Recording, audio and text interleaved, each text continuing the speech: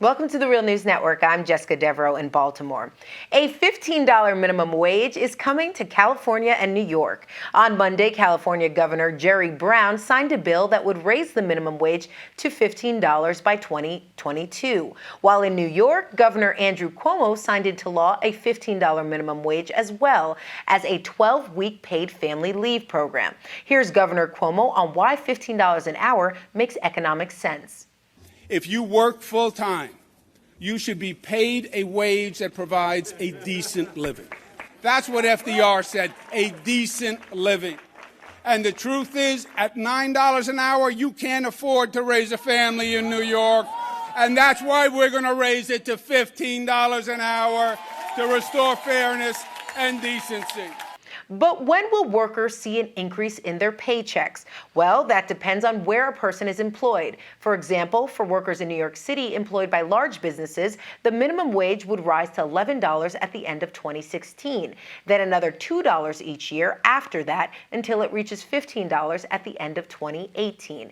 Now joining us to understand how this raise impacts workers and the rest of the economy is our guest, Jeanette Wicks-Lim. Jeanette is an associate professor at the Political Economy Research Institute at the University of Massachusetts Amherst. Thanks so much for joining us, Jeanette.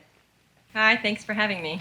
So, Jeanette, as you know, we've covered the minimum wage quite extensively here on The Real News and the economic benefits to everyday people. But in this interview, I really want to just look at the arguments against raising the minimum wage. The main Republican argument and the argument of many centrist Democrats is that raising the minimum wage would equate to job losses. Is that accurate?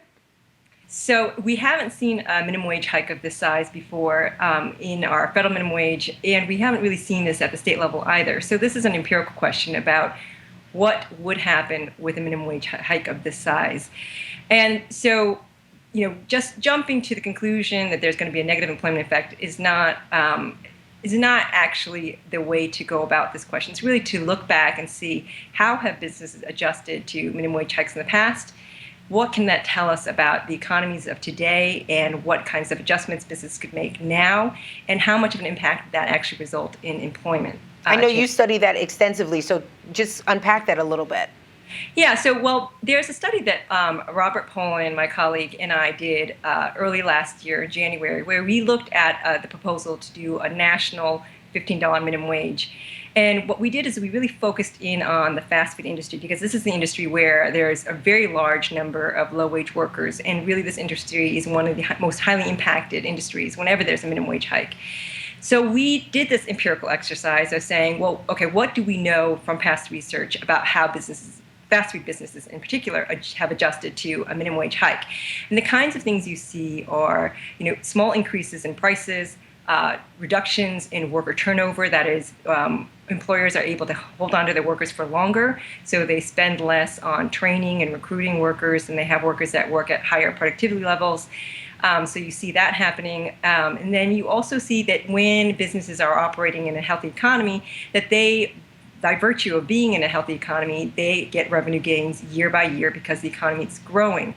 Now, businesses can use all of these channels, again, price increases, productivity increases, revenue growth from operating in a healthy economy. All of these channels help offset the cost of a minimum wage hike.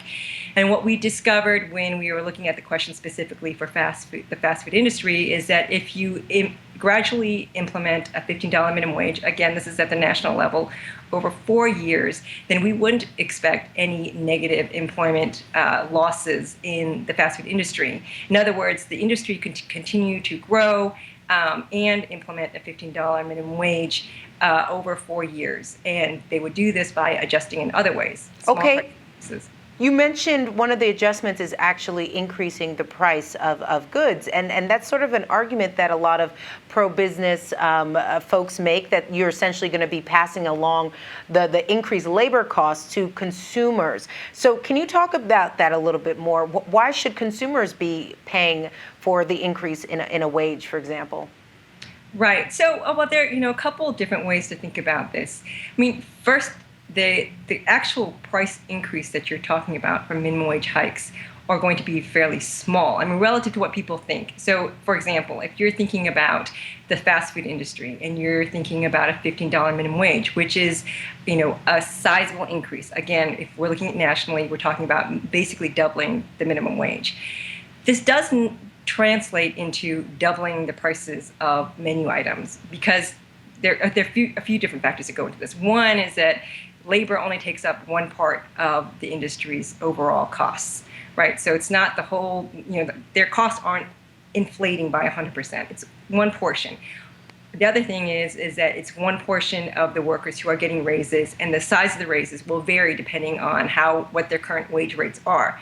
So in the fast food industry example, we actually calculated what the price increase would be if we took in combination what the overall cost increase would be for a business after they've saved some because of productivity gains and lower turnover, and also from being able to generate more revenue because they're operating in a healthy economy. And what we found was over 4 years that the prices would need to go up about 3%, 3.4% per year over 4 years. So a much smaller price increase than one might be thinking initially about when you're thinking about a 100% increase in the minimum wage. So that's the first thing to note is that, yes, what employers typically do is they pass on some of the cost increase to the consumers, but it's a modest cost increase, a modest price increase. Gotcha. Okay, let's talk about this argument that states like California and New York can essentially afford a $15 wage. And they have very different economies from a state like, for example, Wyoming. So although it makes sense for a state like New York or California to have a $15 minimum wage, it doesn't really make sense for those folks in Wyoming. And that's why this issue should really be handled on a state level. What do you make of that argument? Well, there certainly are regional differences in cost of living, but I think the primary thing that people need to know about the minimum wage across the nation is where it has been historically, where it is now, and what our economy can be doing overall. So right now we're talking about, we have a federal minimum wage at $7.25. That federal minimum wage, the value of that over the years has been declining over the past basically 4 decades. If you look at where it was at its peak value in 1968, you're talking about something over $10 an hour, somewhere between $10 and $15 an hour. So this is across the country, that people in that economy 4 decades ago had a minimum wage that was significantly higher than it is now. Now, the economy of those years, of the early 1970s compared to what we have now, it's a totally different economy. We have workers who are much, much more productive. You have an economy that's producing many more goods and services per person in this country. Yet you're talking about a minimum wage floor that is lower today than it was across the nation in 1968. So that's sort of the first thing to understand the federal minimum wage in historical context, is that our national minimum wage that affects all states is much lower than it was when the economy produced less and workers are much less productive. The other two things to note about what's been happening to our workforce over these years is also that our low-wage workers are older, so they're more experienced and better educated. So we're talking about two very different economies. So yes, on the one hand, there are states like Wyoming where the cost of living is lower and compared to, say, New York or California.